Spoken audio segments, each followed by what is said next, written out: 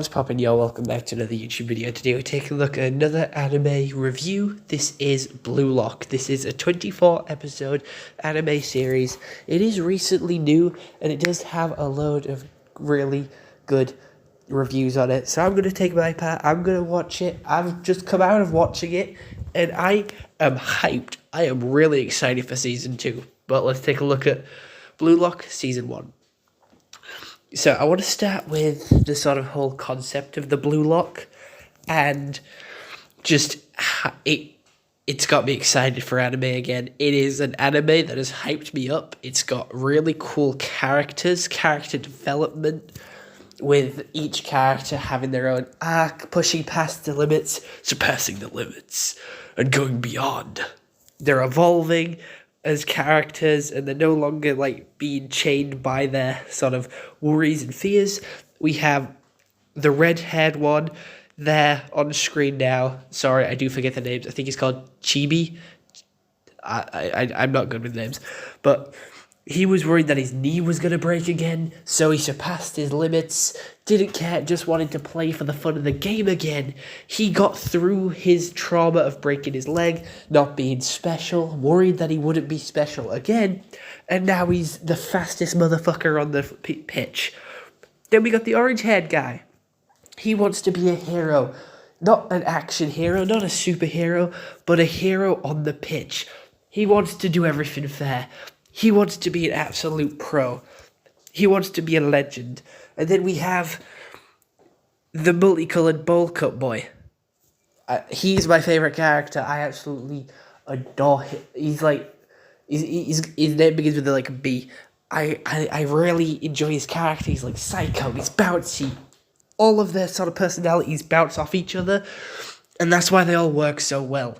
You have the obvious character tropes of the main character's the weakest one, and he's building his way up to, be the best he can, and, be obviously the main striker for the Japan football team. And then you have the big brute, the angry one who doesn't listen to anyone, does his own stuff his own way.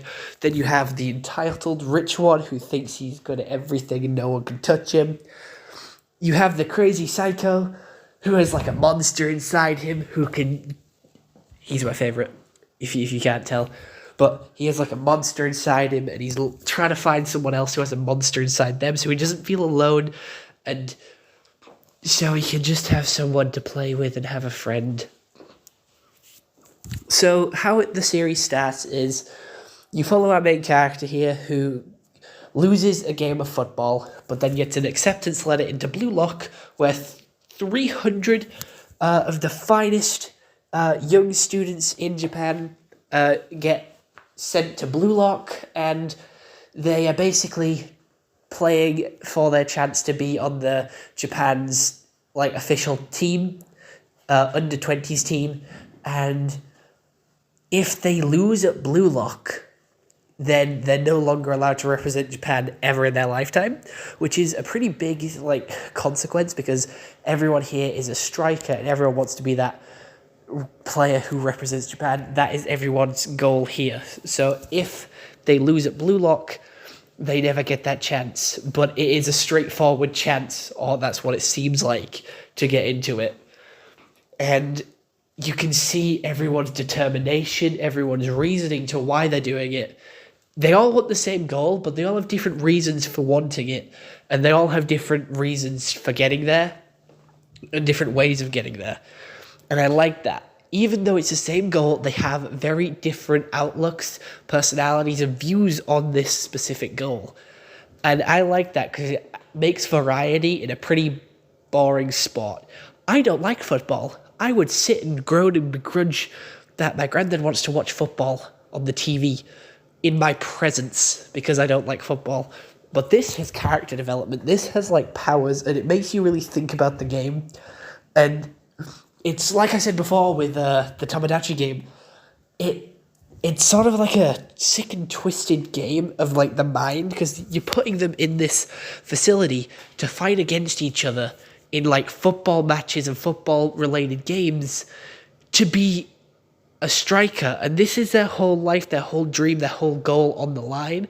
So they're all trying the hardest. They're all sweating their asses off to try and do this. And you just see them grow, evolve, develop new powers and skills. We have the people who can have super quick kicks, people who can dribble really well and absolutely dodge the eye with how fast they dribble. You have the people who are super quick.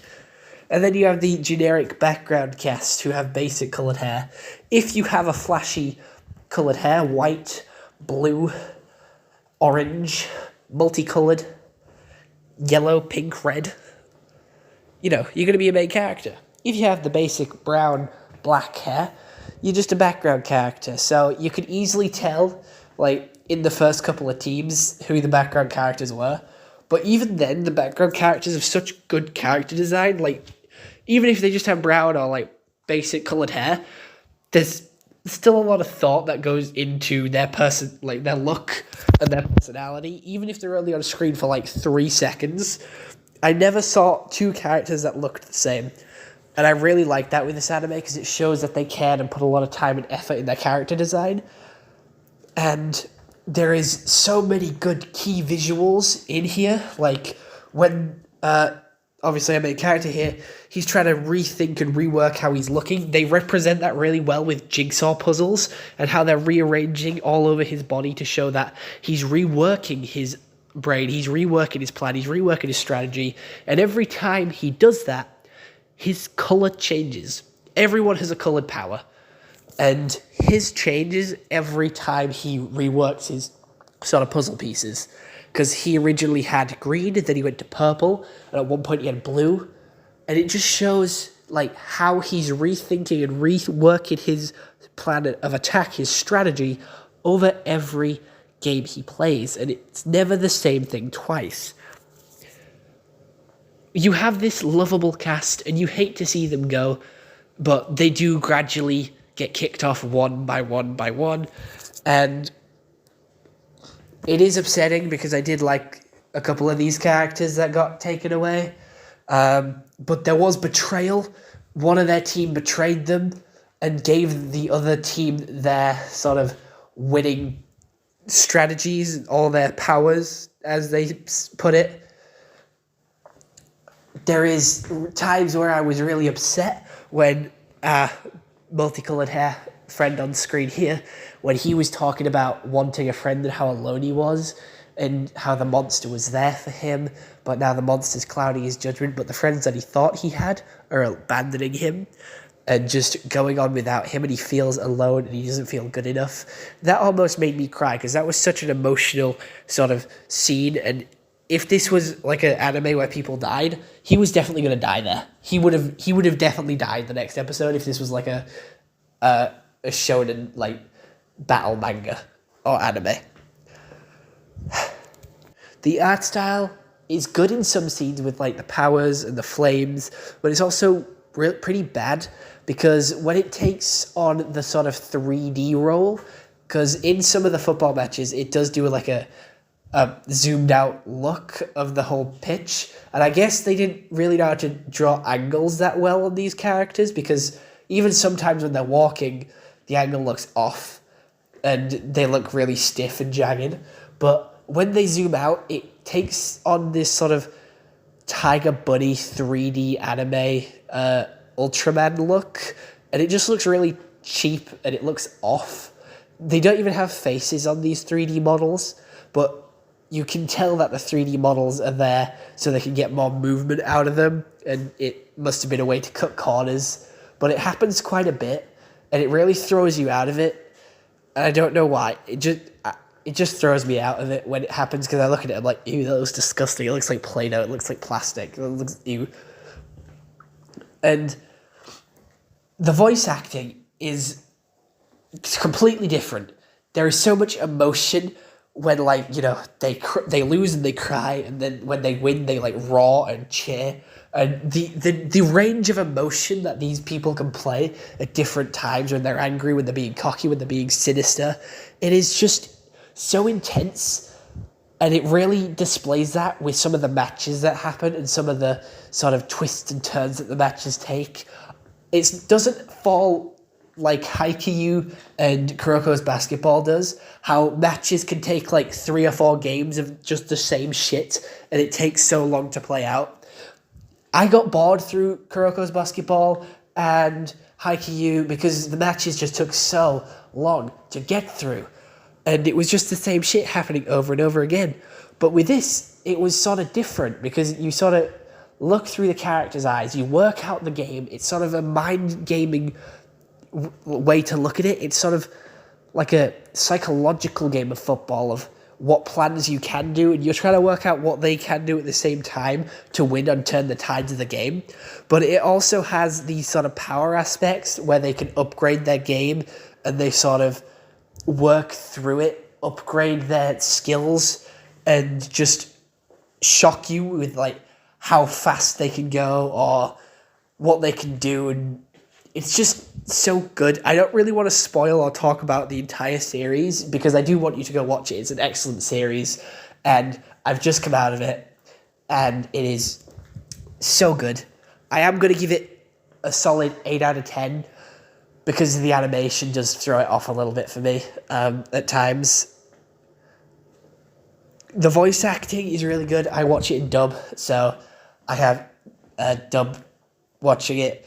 The only voice acting that I didn't like was the Americans, because this was all done by like American voice actors, but they got a very fake British accent for one of the English football players, and it just threw me off, and it sounded like they did fake accents for the other world, like champions, like the best in the world. I'm not sure if that's true or not, but if it is, it really threw me off with the voice acting, because up until then it'd been perfect. Like we have the likes of Mirio from My Hero. We even have I don't know the voice actors' actual names, but it's it's Senku from Dr. Stone. He plays like 2 or 3 characters in this, and he plays them so well, and they're so different. Like his voice range is incredible. Like them 2 characters sound so different, but you can still tell it's him. And his voice is just, I love his voice. He's so like powerful with the way he talks. But there were so many twists and turns, and when they lost the dual hair guy on screen here after their sort of 3-on-3 match, it really upset me because I liked him and I didn't think I would see him for the rest of the season. But then when everything felt low and desperate, they had to go against their old Team Z.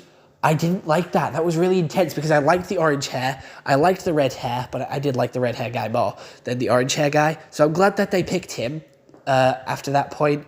But there's just so many twists and turns and there's so much going on at once that I know it feels like this video is sporadic, but that's what I'm trying to emulate with what was going on in the show. It was very quick fire, sporadic sort of choices towards the start of the games because of people not knowing how they play with each other, everyone wanting to do it for themselves, and it's all about building that ego, that ideal, the big-headedness of yourself to prove that you're the best and that you are going to focus on you and you're going to score the most goals and outshine everyone else on the pitch. Because according to Blue Lock, the best part of the team, the heart of the team, is the striker. So that is what everyone is, and it's very hard. I feel sorry for the guy that was in goalie as well. He was goalie for all of it, and he was out at like the second to third round. So all he did was really play goalie. He never truly got to show his strengths. But it's a really good series. It's on Funimation. It's on Crunchyroll. Go watch it. It is just... Anime is peaking right now. There are so many good animes out there. It is just at a peak high with like how much good shit's coming out. And I think we're dipping a little bit because I just saw a clip about a talking vending machine. So I don't really know how to feel anymore. I've literally just seen a clip about a talking vending machine. But anyway, this is about Blue Lock. Blue Lock is great. Go watch it. I cannot praise it enough. Chef kiss. Other than that, bye-bye. Go watch it. Kick that goal.